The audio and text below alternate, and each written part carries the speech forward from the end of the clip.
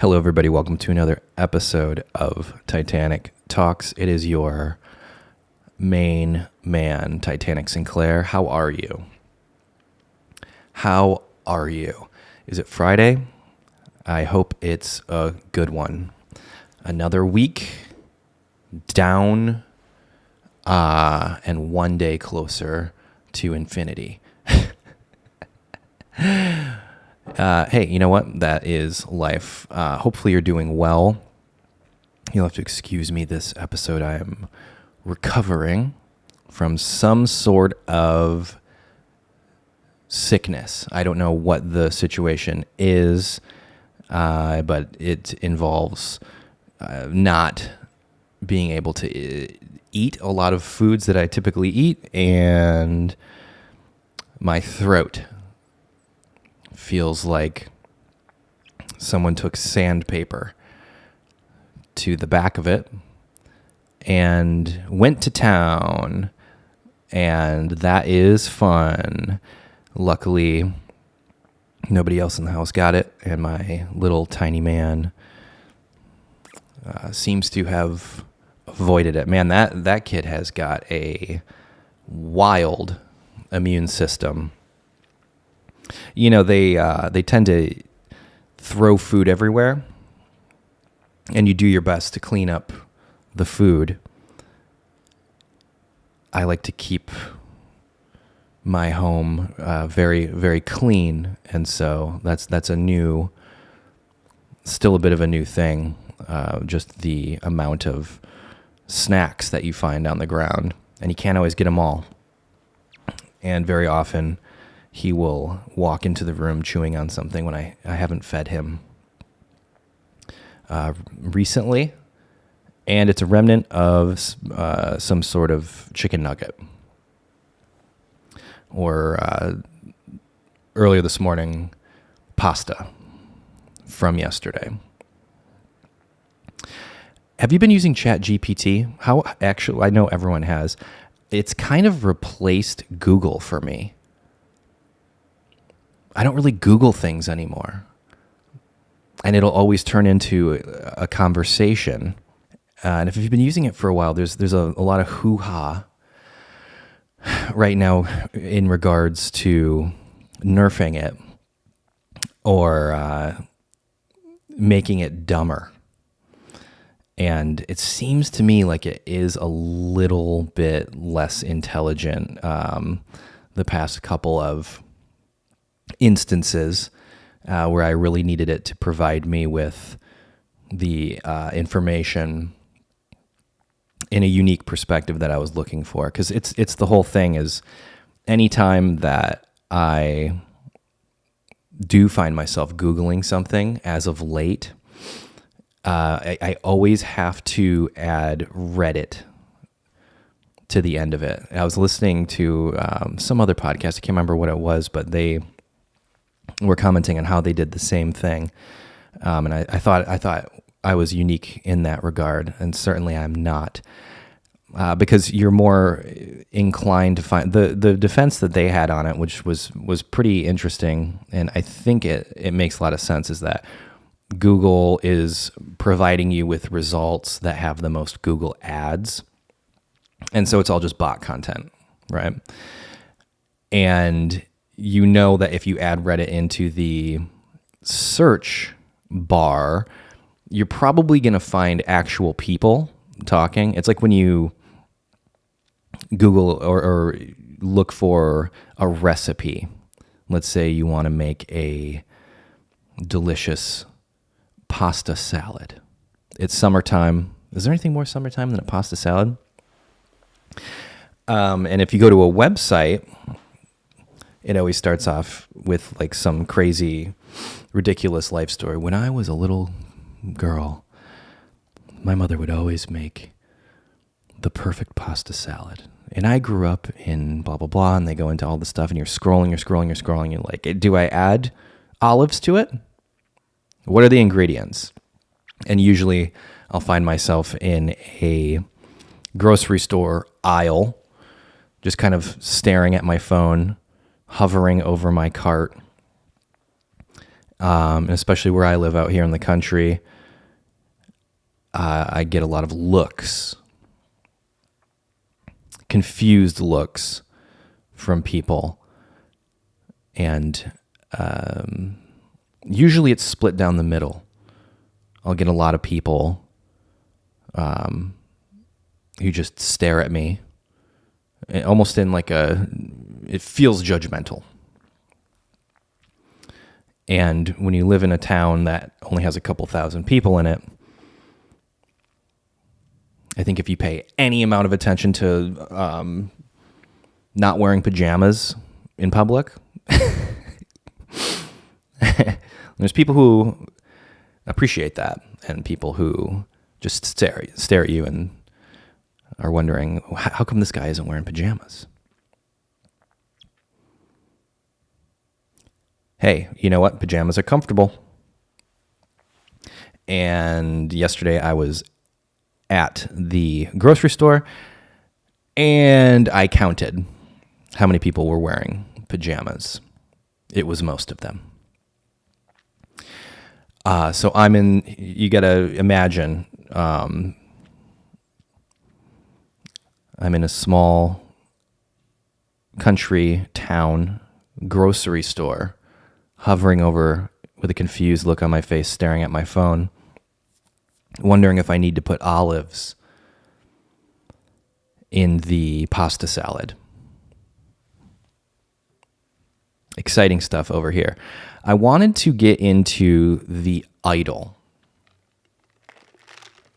Perhaps you have seen this program on Max. Why they changed the name of it? And I don't know.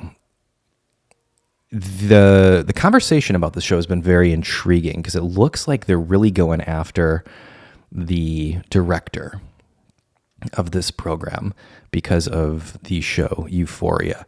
It's such an interesting thing that happens with media these days, where everyone is just starving for attention. Attention is more valuable than gold because attention leads to gold. And that's the whole internet system. Well, if you have attention, you have eyeballs. If you have eyeballs, you can run ads in front of stuff and sell things. And it is what it is. I don't make the rules. I just play by them. So you've got only a handful of shows are being made, and movies, and it seems like less and less now. Well, no movies are being made right now. We'll get into that, actually. The old strike that's going on. I have a bit of an inside scoop. I won't spill any details that'll get me implicated. But this Idol show is really fascinating to me. I watched Euphoria. I thought it was great. Maybe I'm just hypnotized when I go into a movie or a show. Obviously, the writing has to be good. But if the writing isn't so good, if it looks beautiful, pretty, interesting, I'm a lot more inclined to keep watching it. And that's how I felt about Euphoria. It was just like, there's my son. It feels like that show is like the modern version of a 90210. And when I was a youngster, I remember all the parents were talking about how extreme and, it's like very, what would be the PC word? Now, we're going back to the 90s here. I'm an old man. But I remember the parents at the time talking about how controversial it was, and they're tackling topics that were very hip and new and current, socially relevant. And so watching Euphoria, I was like, okay, yeah, it's shot really well. I want to say the second season they started shooting on film, and I was maybe just hypnotized by the The cinematography is really good in it. So when and everyone was obsessed with this when it first came out. And it's the greatest thing ever and blah, blah, blah. And I called this one from the beginning. And I remember saying it out loud during one of the episodes that had quite a bit of explicit visual content, we'll say. And I remember Googling who the writer-director was, and was like, ooh, he's going to be canceled. Right now, everyone loves him, but all it takes is, a couple loud voices online to talk about how horrible everything is and how no one should be successful. And that's exactly what happened. So when The Idol came out, I saw the trailers. I thought The Weeknd looked hysterical. And out of the gate, after watching the trailer, I was like, this is a comedy. And so the response and the backlash and everything involved since that came out, and as the episodes were airing, I went into it. I loved it. I haven't heard anyone praise that show in any way, because the accepted narrative is that it's horrible acting, and it's too fake, and the writing's terrible, and all this stuff. And I had watched the entire series. I guess it was just a one season thing. And I was laughing nonstop through the entire thing. I loved it. I thought it was so funny.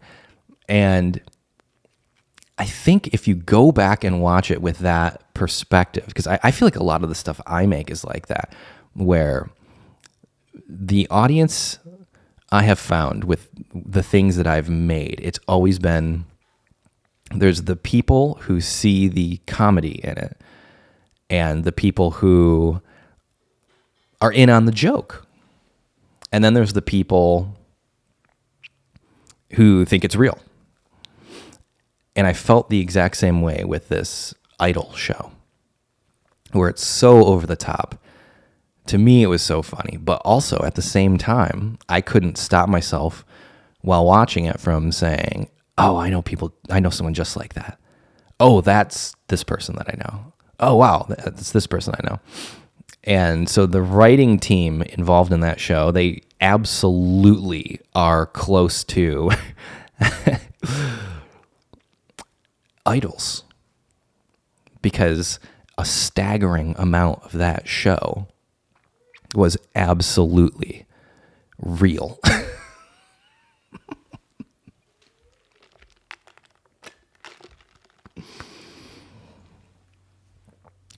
A lot of weird stuff goes down. A lot of weird stuff goes down. And down to like even how they captured like how the parties are, the amount of illicit substances going on,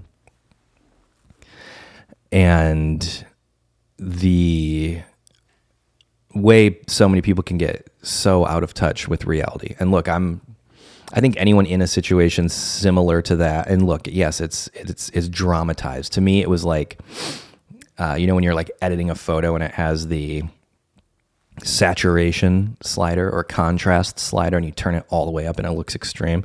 To me, that show was taking everything to the extreme, but there's little nuggets of truth in there. And I found it to be absolutely hilarious. And people just take everything so seriously. It's like, hey, it's pretend, by the way. And that's always been outside of like a format like this where you just press record and talk. Anytime there's a camera involved, even if it's, look at anyone when it's time to take a picture right? Everyone puts on they sit up straighter, they look different. You get a lot of, you pose. And when you're in a medium where it's a visual medium, you're acting, even if you don't realize that you're acting. So, and it's funny to me because all these people who were with the Idol were like, oh, it's the acting is so bad. It's like, yeah, but you're acting too. Anytime, these, take the average person who is like calling out the show for having bad acting. It's like, yeah, you're a bad actor too. Anytime a camera is pointed at you, you're acting.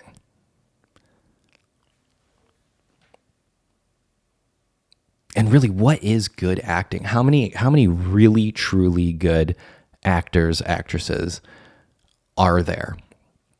But my defense of the Idol is, I think that they all knew exactly what they were making. And if you were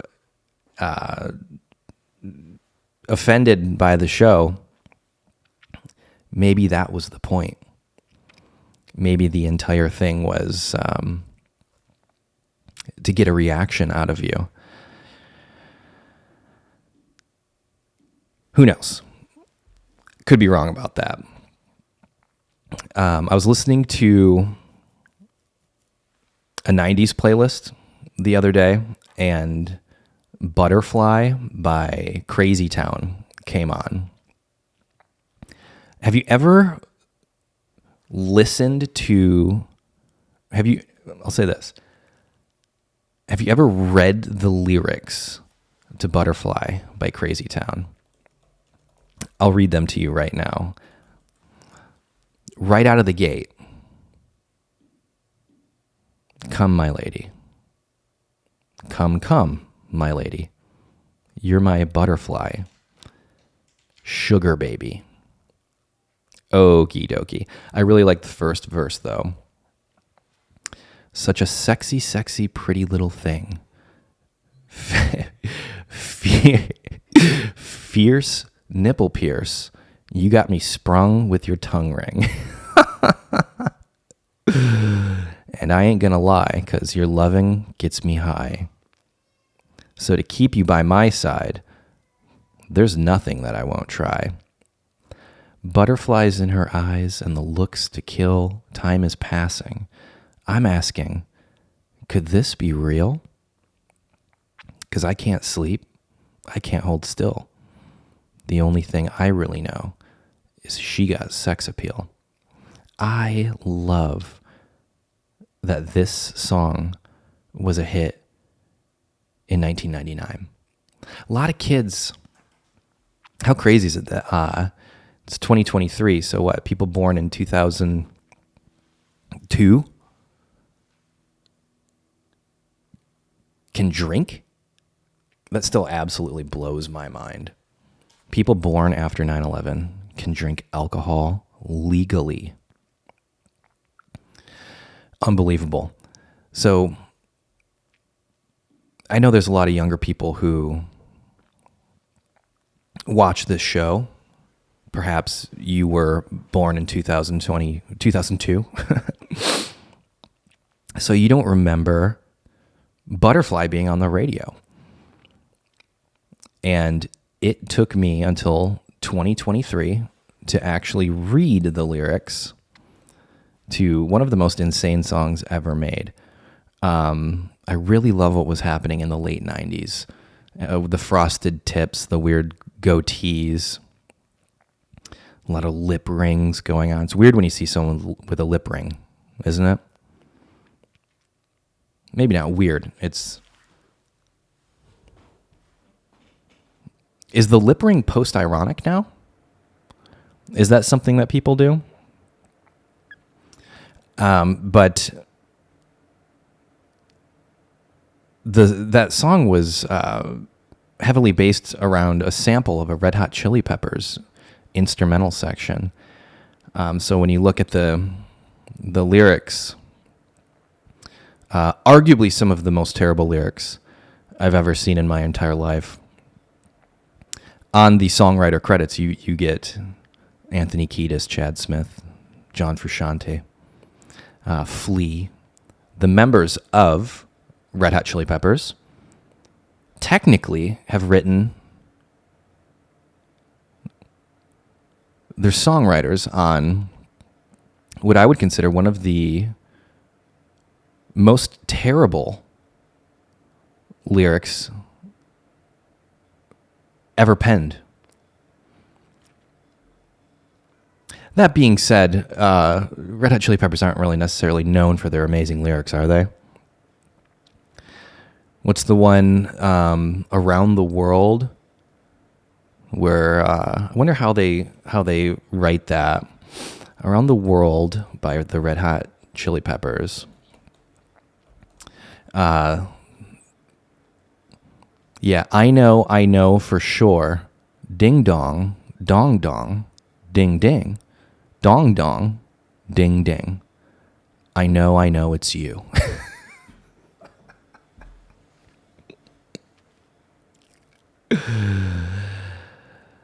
Oh, I never know he said this. He says, Mother Russia, do not suffer. I know you're bold enough. I've been around the world and I have seen your love.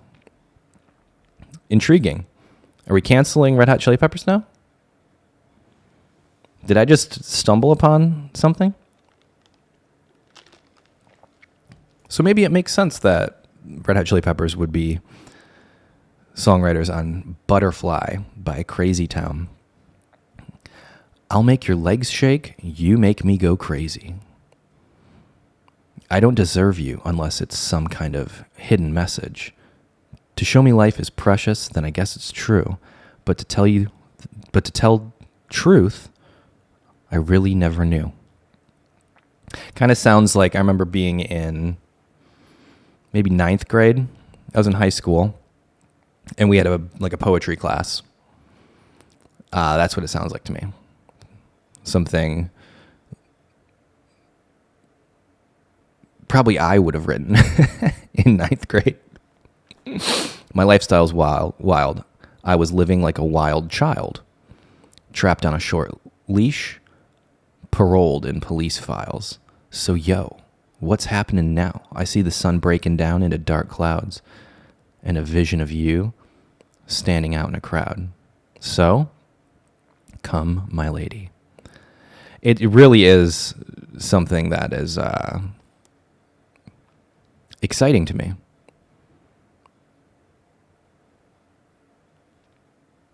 But we all have. If you're a songwriter, look, the first 100 songs that you write are atrocious.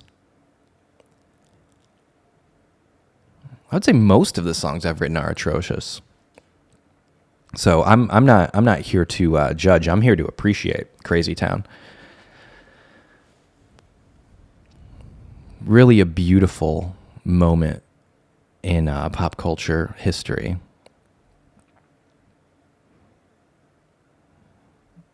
Some of the worst lyrics I've ever written are some of the most popular songs I've written.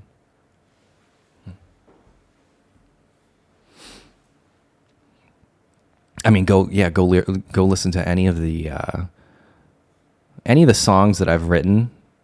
You could probably say the same thing about my contributions.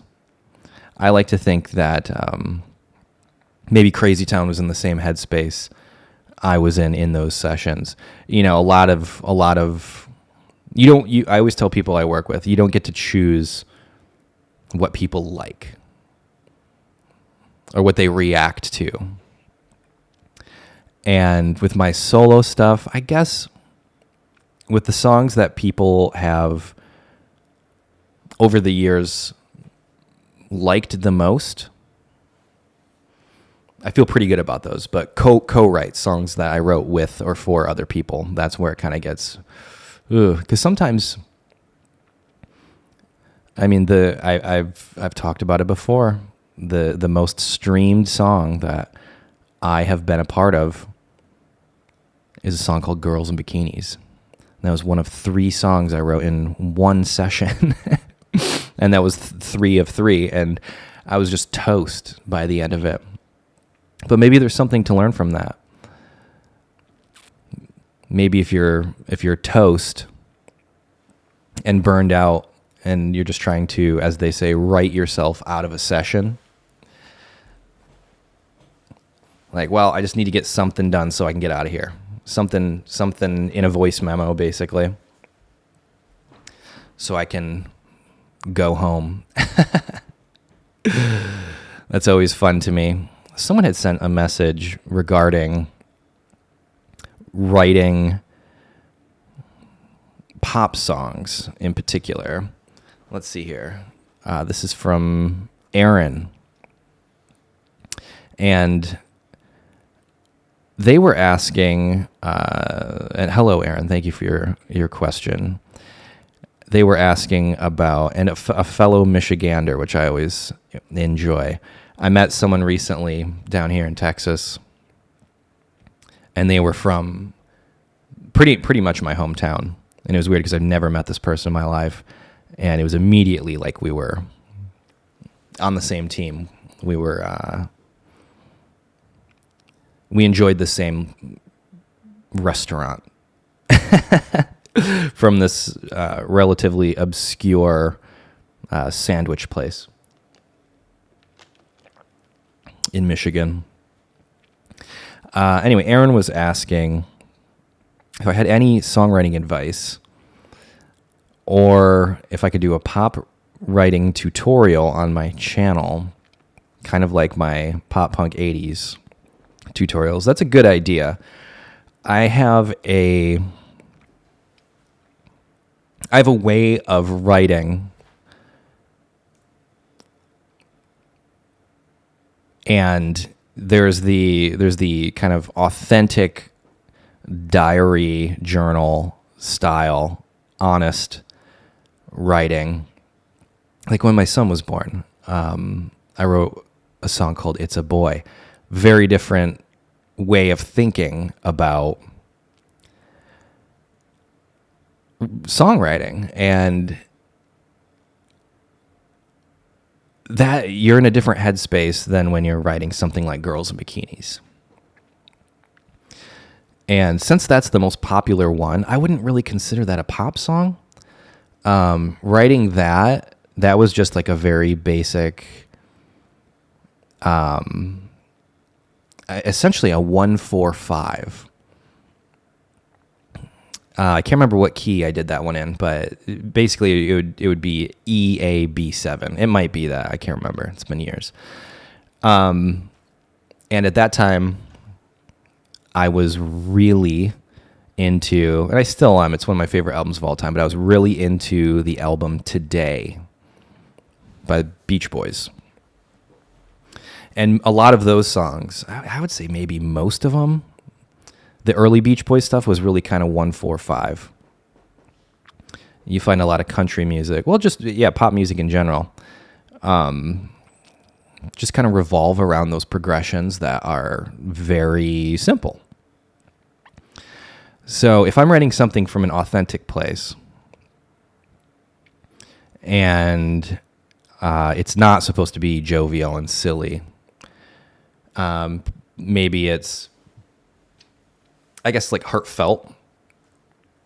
The chords and the system that tends to work, that kind of goes out the window. But for a song like Girls in Bikinis, it was just like, well, there's only, if you go through like the top charting songs of the past 50 years, most of them are only 3 or 4 chords. And there's kind of like a checklist that you can do in regards to what Aaron here was asking about.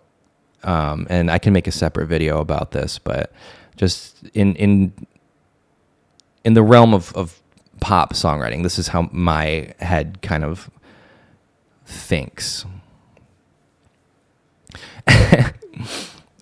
Usually 3 or 4 chords is the max. Maybe you add, if you're in a major key, maybe hit the relative minor in the bridge. But other than that, it's just going to be 3 or 4 chords.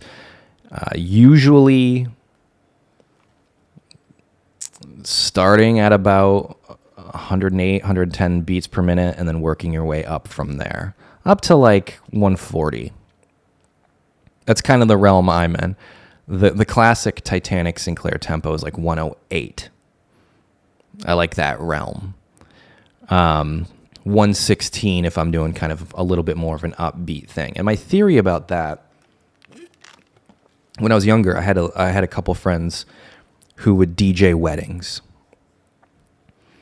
And I always noticed there's that moment at a wedding, or really any gathering where music is being played. If you are an aspiring songwriter, especially if you're just starting out, I would say go to an event, particularly if you're interested in popular music. Go to an event where there's a healthy amount of people, good amount of people, and pay attention to the dance floor, if there's a dance floor, or even just at a party, and take note when people start moving. And over the years, I would notice this as well when I was just starting to, probably high school, I started doing wedding videos, because it's a really, if you're just starting off with video, it's a good way to make some money. And I did enough wedding videos to where I could buy a really nice camera. Then my videos started looking better. I was getting a lot better at making, I mean, let's face it, most weddings are normcore. Let's just call a spade a spade. So my goal was, well, can I make this look more interesting, more cinematic than it really is? And the same thing kind of goes, that same mentality, I think, can be applied to the music end. You know, maybe at a wedding you've got, you know, your uncle, your grandma who hasn't danced in years. Pay attention to those people. Most of the time it was Billie Jean. If I had to pick one song that got people moving, it was almost always Billie Jean.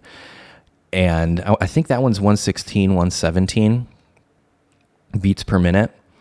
And my theory on that is if you just put a loop on of a 4 on the floor beat, you know, for those of you who are not musicians, producers, 4 on the floor beat would be, you know, Billie Jean, basically. I don't know I can't remember if the drummer hits the kick on the snare. I like to do kick, kick, kick, kick, and then every other kick has a snare. But at that tempo, it tends to be a really comfortable way to move if you're rocking to the beat. It tends to be a good way to move without moving too fast. So grandma can get out there on the dance floor and comfortably be moving to the beat, but not too fast to where she's going to get winded. And that's kind of, and surprise, surprise, it's on Thriller, right? Maybe that's still the highest selling album of all time. I don't know if it's been eclipsed by T Swift or, God, what do I know? You know, any number of these new artists. Not that Taylor Swift's new, but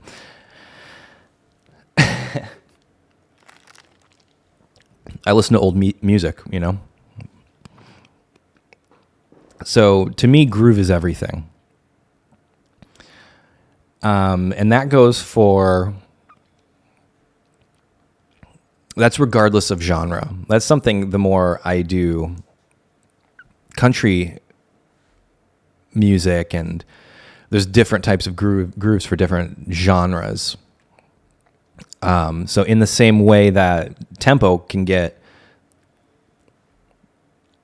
just about anyone moving, groove, which usually for me comes from the bass line, I like to build things up from there. Usually it starts with a chord progression and a melody. I'm the type of person, there's different schools of thought here. I'm the type of person who does a gibberish take, usually a voice memo on my phone, and will get my gibberish. And I kind of picked that up from listening to the Beatles anthology, which is like basically the Beatles demos. And you'll hear versions of songs that are timeless, but they're kind of mumbling through them. And I find, then I'll do my writing, and I'll find the words in my writing and then get them to fit. And it's like a puzzle. It's fun. It's fun for me. Some people write a poem and then get it to fit. I find that, for me at least, it's a little more difficult to get it to groove right. I think it was Justin Timberlake, actually, at some point. He had said something he had learned was making sure that the vocal is fun, maybe phonetically. And that was always hugely important. So when I was doing more, like the I Disagree album, when I was writing more in the metal realm, the trick for me, pretty much during that entire album, I was all about hooks for that. Because at the time, I'd never listened to Limp Bizkit or Korn as an adult. Because the music always goes in waves. You know, this is kind of a new metal episode here. But the thing I learned, particularly the Limp Bizkit stuff, is, man, Fred Durst can write a hook. And a hook can be anything. It can just be a na-na-na part. It could be a guitar part. It could be the chorus itself. It really can be anything. You know, Sweet Caroline, brr, brr, brr. Massive hook. And it's funny because whenever I hear Sweet Caroline, I wonder if in the studio they're like, yeah, this is going to be the part that at the bar everyone sings. They're not going to sing the rest of the song, just the 3-note thing. But I'm always in pursuit of a hook. Not in the sense of that it's make or break, but in general, I found the songs that I've worked on are written when it has a hook. People tend to enjoy singing along to it, and that brings us into, is it easy to sing along to? Again, we're talking about kind of more pop stuff. So when you're doing kind of like a weird metal, I don't even know what I Disagree is. It's still funny to me that was Blood Money was nominated. I think the category was metal. But in those songs, making sure the music grooves, and I think we did a really good job at that. And typically you have your instrumental track and some ideas floating around for what the vocal's going to be. And I was just thinking like Fred Durst. I was thinking Limp Bizkit for a lot of that stuff.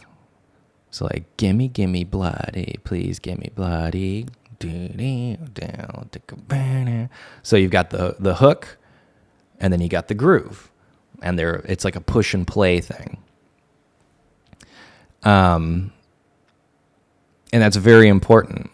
You know, like the Justin Timberlake thing. It's got to be fun to say too. So I call it chewing on words. I've heard that. I've heard it described as that.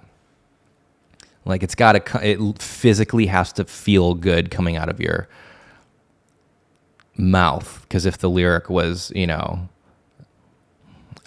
I really want a coffee. I really want a coffee. Really want a coffee. I mean, it works, but it's not as fun to, right? And go and listen to any of your favorite pop songs. They all have that. That's one thing I think that they all have in common, which you never really hear people talk a ton about. There's a really great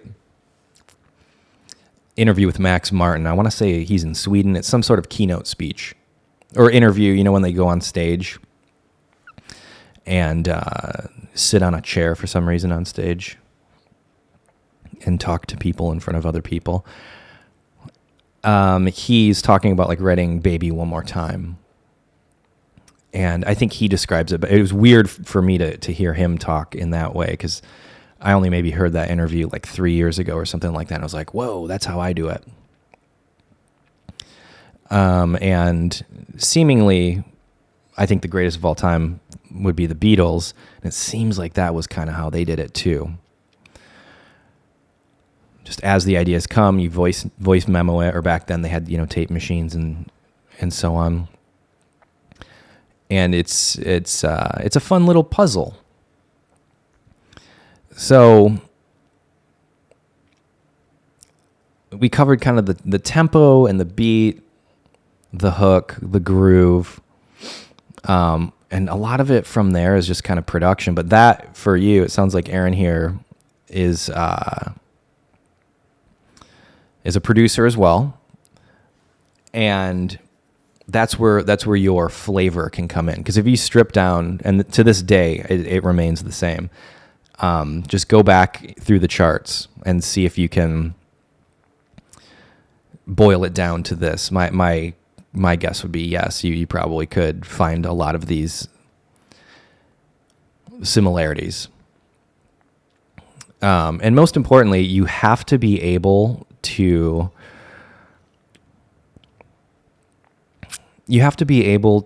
sit down at a piano or an acoustic guitar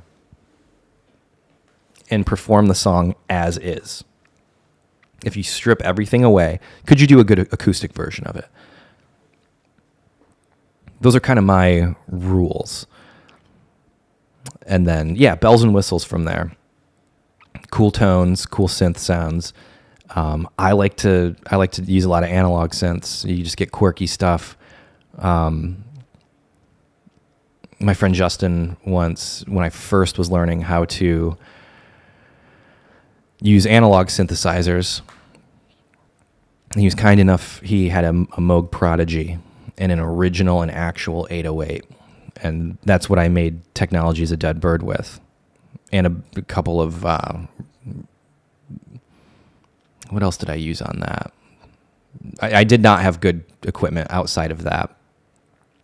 You know, cheap guitars and like a $90 used Squier bass.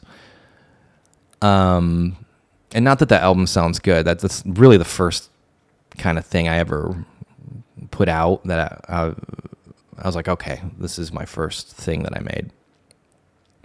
But there's some really cool stuff going on in there. The mix is terrible. I wish I had the stems for that. Most of my old stuff, it's just on some hard drive somewhere. Like all like the original stems, multi-tracks and stuff. Because I would love to go back and remaster that stuff, but I don't have it, which is a bummer. But at some point, they're doing that with the Beatles stuff now. Apparently the Beatles are going to put out another song, and they're using AI in a really clever way to where they can, though they have the stems for it, a lot of the time, like in older recordings, there will be bleed through the microphones, and maybe there's like a vocal that they're trying to isolate. I think pretty soon we'll be able to go through, and I know there's a lot of, you can like remove or isolate a vocal now, but the fidelity of it, like the quality of the sound isn't necessarily studio quality. But I think soon enough we'll be able to get multi-track stems for any song ever.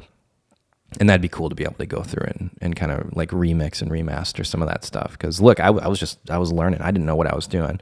But I had a friend who was a neighbor, audio engineer, and amazing producer. And I told him I was excited about, getting into recording. And he's like, hey, here's an analog synthesizer and a vintage 808. Have at it. And the reason I thought about this is because I was, the first time you really sit down and tinker with an analog synth, there's just a million knobs. And I asked him, I was like, what do I do? And he goes, oh, just do this. And he just turned a bunch of knobs and pressed a button. And then turned a bunch of knobs and pressed a button. And he's kind of laughing. He's like, yeah, I don't know, just do it. And that's kind of been my philosophy for since then. Just try stuff out. And as your ear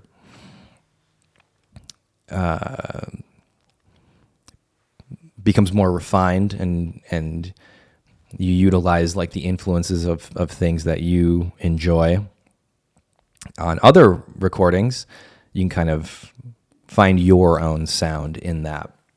Because I'm not a big fan of just you can see this in anything that I've done. Like, I'm not a fan of just taking one thing and being like, oh, I want to do that. And it's kind of a turnoff when you're working with someone. They're just like, yeah, I just want it to sound like this. It's like, well, yeah, but they made that. Like, what are 5 other things that you like? And then we can make a new thing out of that. That's what gets me excited. So yeah, that's kind of, I think we can move on from that. I feel like, do you say caramel or caramel? We'll say caramel. Caramelized onions are overrated. I didn't really have a ton to talk about on that, but it's in my notes here. I watch a lot of recipes, like we were talking about before. You can Google the recipe, or now you can just find a TikTok or a YouTube short or an Instagram reel, whatever format you enjoy consuming media on. And it seems like everyone's just putting caramelized onions on everything. Why?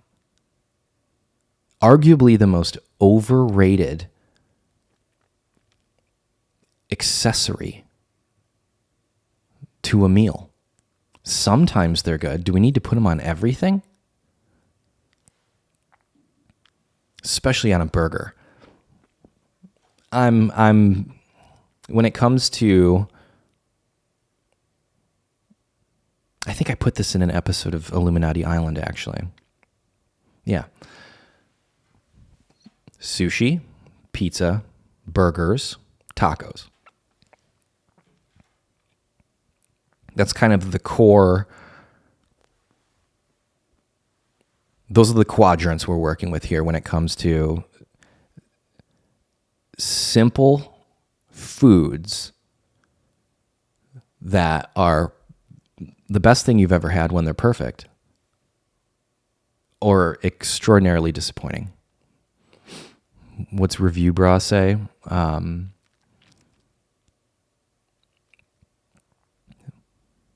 My day is ruined and my disappointment is immeasurable. I have to Google that. Review Bra, day is ruined. My disappointment is immeasurable and my day is ruined.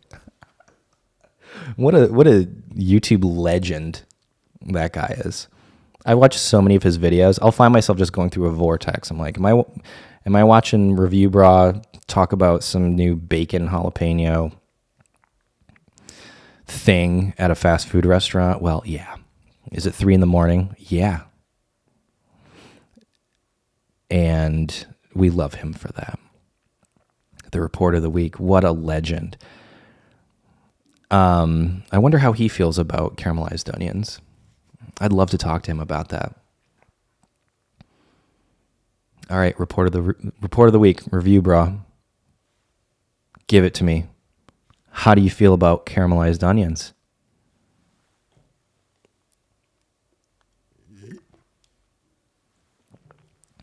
I don't like them. I'm just going to say it. Don't like them. I'll be looking at a menu at the restaurant like, wow, this sounds really good. Okay, listen. Caramelized onions. Nope. No, we're not doing it. How do you feel about the word supper? Not a fan of that either. Hey, what are we having for supper? Caramelized onions. That's where I'd go like this. Bye.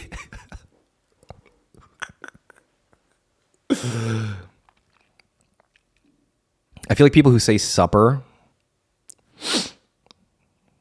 Here's a hot take. I think people who use the word supper instead of dinner think they're wealthier than they are.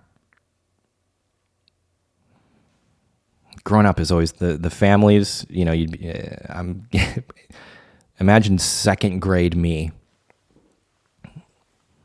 I'm at my friend's house and it's evening. We've been playing probably Super Nintendo all day. Around that time, probably just would have been Super Mario World. What a great soundtrack on that game. Great game. Top 5 all time for me. Would you like to stay over for supper? I'd like to stay over for dinner.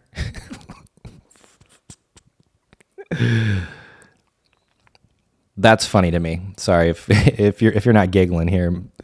I understand. Okay. Writer strike is still going on. The SAG strike is still going on. And that's, oh boy, what does that mean for us? What does that mean for me? Nothing, because I'm not involved in that whatsoever, but a lot of my friends are. Most of my friends are playing a lot of video games and going on a lot of vacations. But it's a tricky thing because I don't think it's going to end well for them, which is a bummer. But it's not really something. It's a hard conversation because you have to imagine you are an executive. Got a little bit of heat on the last episode for defending billionaires. Look, hey, I understand how that sounds. I've met more than one billionaire. They were really nice. If you're really mad at billionaires, you hate them. And you just want to see them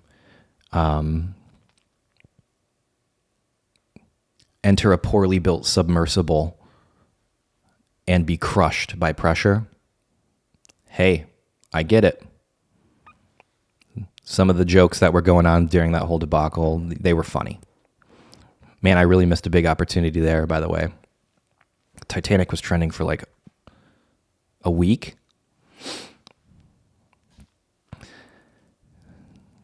I get why people had giggles about that. They're still people. They're human beings with lives and families, and I think that's something about, you know, being a parent now. You know, it's someone's child. I've always thought that about adult entertainment. That's a tough one. It's like, yeah, but that's someone's daughter. Dad probably wasn't super involved.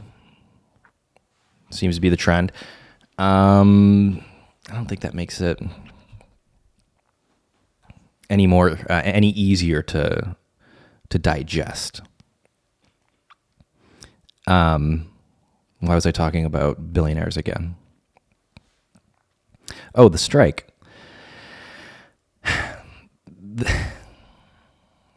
First and foremost, spent a lot of time around executives in the music and entertainment industry. It's all about money. And there's some more advice for our friend who is asking about getting into songwriting in the pop realm. Take creativity out of it. You know, I guess the last thing I can add to, if you want it to be popular, and look, I've only had micro hits, not even hits, just, you know, you get songs into like the millions of streams, and if it's something you made, it's like, oh, wow, anytime you make something that's getting like tens of millions or hundreds of millions of streams or eyeballs or blah, blah, blah, there's a certain amount of like, oh, okay, maybe I'm not completely delusional. Because before you get that and you think that you can do it, there's a lot of like, I'm out of my mind delusional. Why would I think I can do that? And then you do it and make a living doing it. And then you realize that the entire thing is just very political. The most successful and popular artists, it's not because they're writing the most creative and best memorable, timeless songs, especially nowadays. It's just like, no, they get the most eyeballs. I have a theory about Taylor Swift.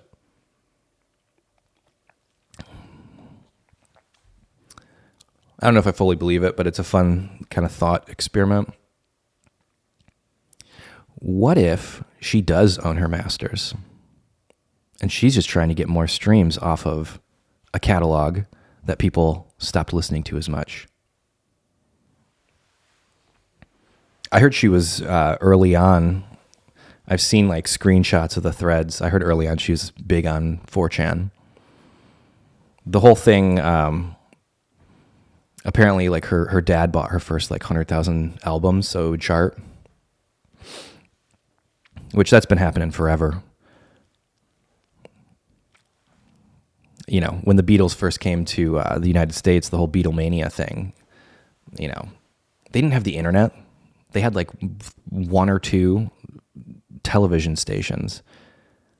And then radio was regional. It wasn't, they didn't have satellite radio or anything like that. So you had to be close enough to a tower to pick up the signal to play on your radio.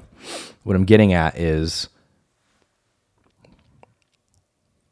if you're, especially at that time, you have an artist who's, starting to really pop off in Europe.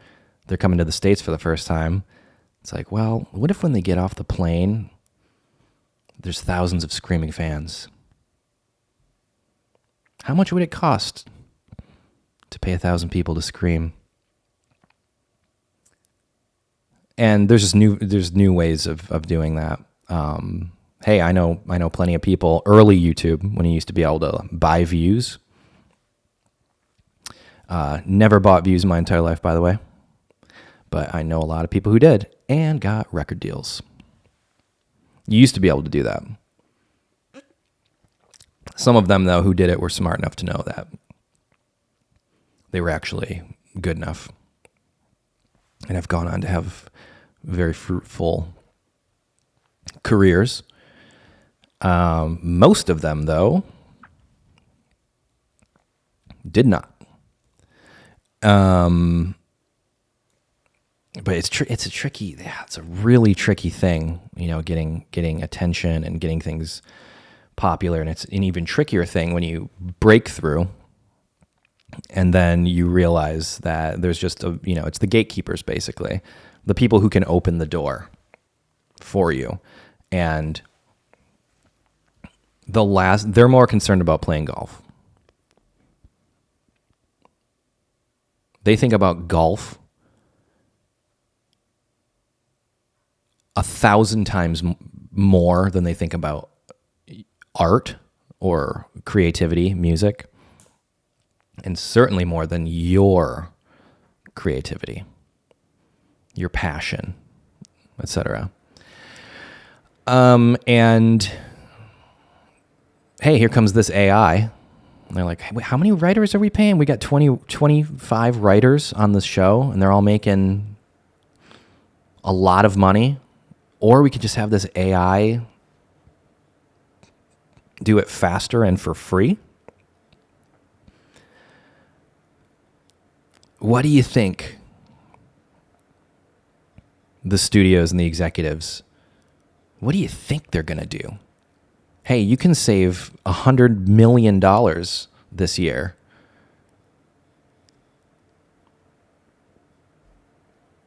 That's how I think it's going to go down. And I totally understand. I called this from the jump, as soon as the deep fake stuff started coming out and the deep voices and stuff, you know, you're a studio executive and you have a very well-known famous person. You're like, hey, we'll just give you a flat fee just to use your likeness. Just read, 15, 20 minutes of dialogue or just talking to a mic, which they could just do at this point if they wanted. But to get a really clean capture, just record in a nice studio and then just get like a volumetric scan and of their face and their body and everything. Be like, hey, you technically don't. We can just have someone with a similar build as you. I know there have been people who have done that already. And so for the rest of, until they, until it really hits the fan, we're just going to be getting Tom Cruise movies forever. Because they've already got them scanned, and they don't even need to like de-age, or they won't be able to. In the next year, the de-aging thing, that's going to be like a weird uncanny valley thing that's currently where we're at. It's like, yeah, it kind of looks good, but it's just, I'd say within a year, it's just going to be wild. And then it's going to become like Mickey Mouse, where people, let's say any household name is just going to become IP. Identity will be intellectual property. We're already there. But I think that's a big thing, what this whole strike is about. And to me, it's like, well, Pandora's box has been opened. So really, really rough time to be a writer, at least in like the Hollywood system, and a really tough time if you're an actor or an actress trying to like break through. Whew, that's tough. Really tough. But I think that's going to spark a kind of like in the 90s when like the independent cinema revolution happened. In a similar way, I think that's going to spark, and we're seeing it now where, a lot of people on like YouTube and stuff are making like really, really crazy, cool stuff.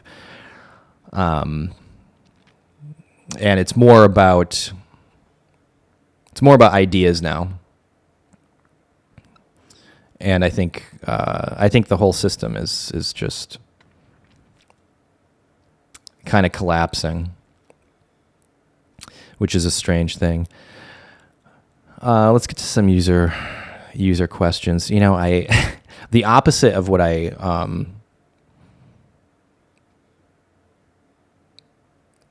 asked for is mostly what I got for user questions. It was all just people asking for unreleased songs.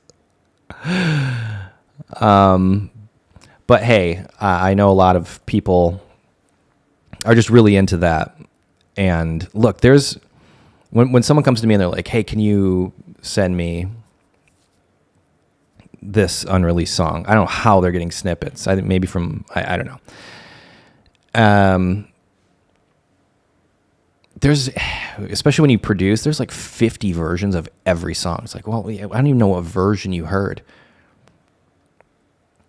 Hey, I was right about the knockoff thing. Yikes. Just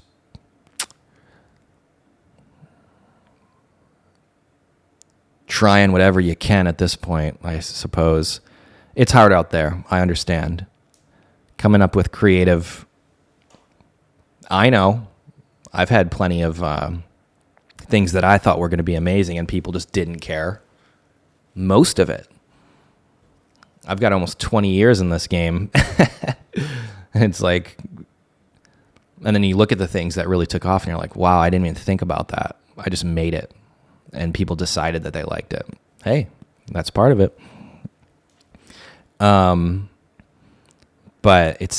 I'll say this.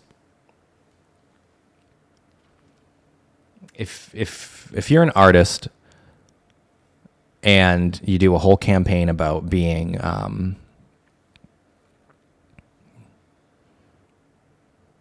puppeteered, but now you're free and you're doing what you want to do. It's like, yeah, great, congratulations. Everyone should pursue what they want to do. It's really hard to go back to the thing that you denounced. And on top of it, it's like, this doesn't feel right. It's weird. And, but hey, it's hard. It's hard out there, you know. What's the Radiohead song? You can try the best you can. Try the best you can. Best you can ain't good enough. Is that it? The best you can. Radiohead. I want to say that's on Kid A. Yeah. You can try the best you can. The best you can is good enough. Radiohead. I always like the lyric. Used to do surgery in the 80s, but gravity always wins. Gravity always wins. Really good thought. Sarah asks, Sarah says, I'm so glad you're doing well, making videos, podcasts again. I'm also glad you didn't delete your channel. Hey, Sarah, me too. The Illuminati Island series in particular was fascinating to me, and I wondered what inspired it. I'll tell you exactly what inspired that. Well, people used to give me $250,000 to make one episode of a 30-minute show. And then they didn't.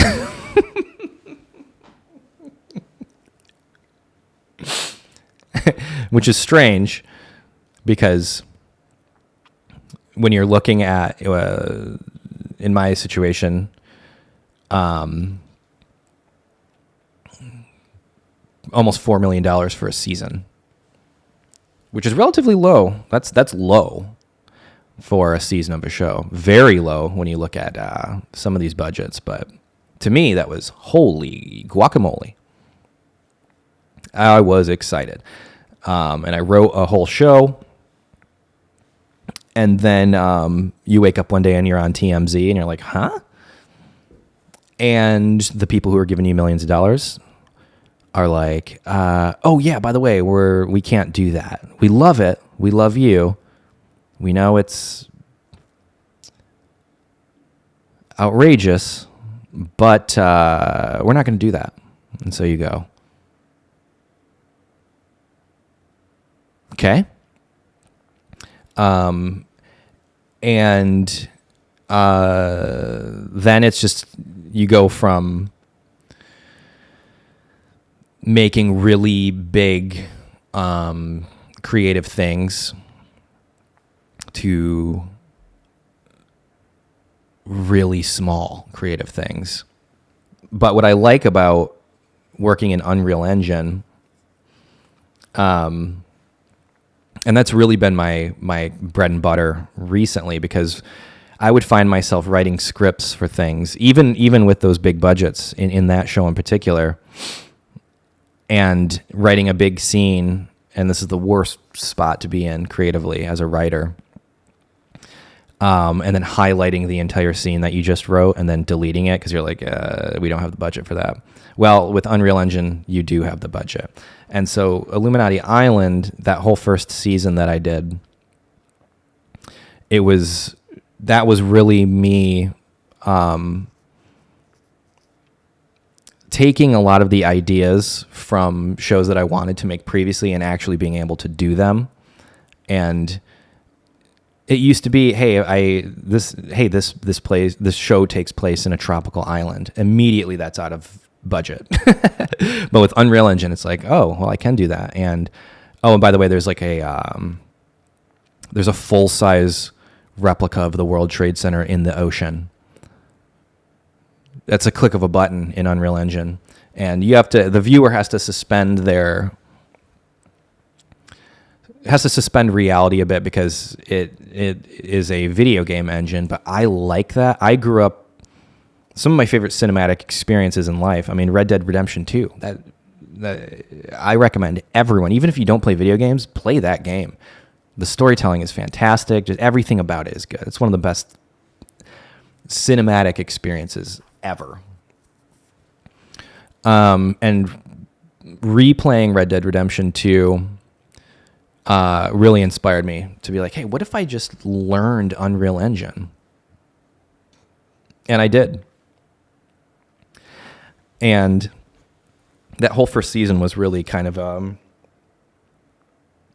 figuring that out. The first thing I ever did in it was my music video for I Wanna You. And it was funny because people had a couple comments from people being like, tell me it's your first thing you've ever made in Unreal Engine without telling me it's the first, whatever that meme is. And it's like, yep, it was, but I'm starting to get pretty good at it. And I have a whole second season that I'm looking to do. I think I might need to crowdfund it. Is that something you are interested in? It's my whole life. I've always felt weird about that, but at this point in my career, that's my only option. I'm not gonna. And I've had conversations with studios and producers who are like, they love that series, and oh man, we should turn this into a real thing and yada yada. But look, hey, I know how it is. It's like no one wants to walk on any sort of thin ice, even if it's like years later of being in the being a target. But I have a trailer for season 2 of Illuminati Island. I just recently finished it. I thought about maybe putting it up on like Indiegogo or something like that.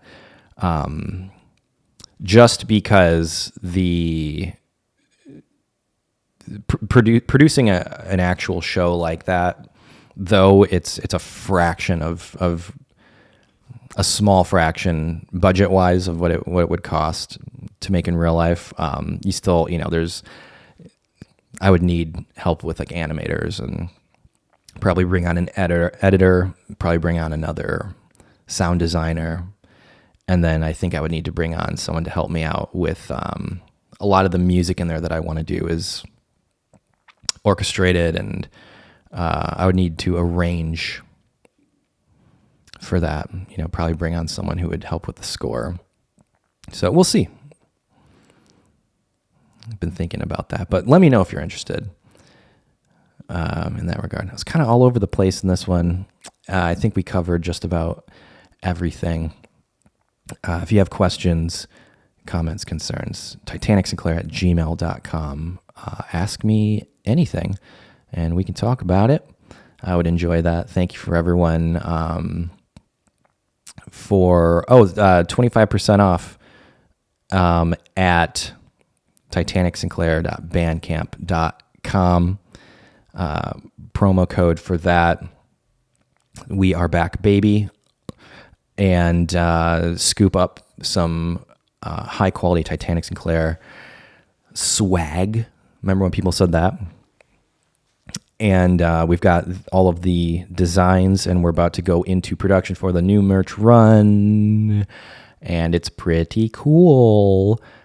So getting down to the last chance of all of kind of like the classic Titanic Sinclair wearables, and one of them I am doing is an I Have Teeth t-shirt, just the album cover, which has been turned into a meme. I think that'll be a fun one. Probably maybe in the next episode or after that, we'll have those ready to go, and you can hop on that. Let me know. Let me know what you think. Thank you so much for tuning in. Titanic Sinclair here. Really appreciate you, and we'll see you next week, and some new videos in between, because I have some ideas for some silliness. Okay, see you next time.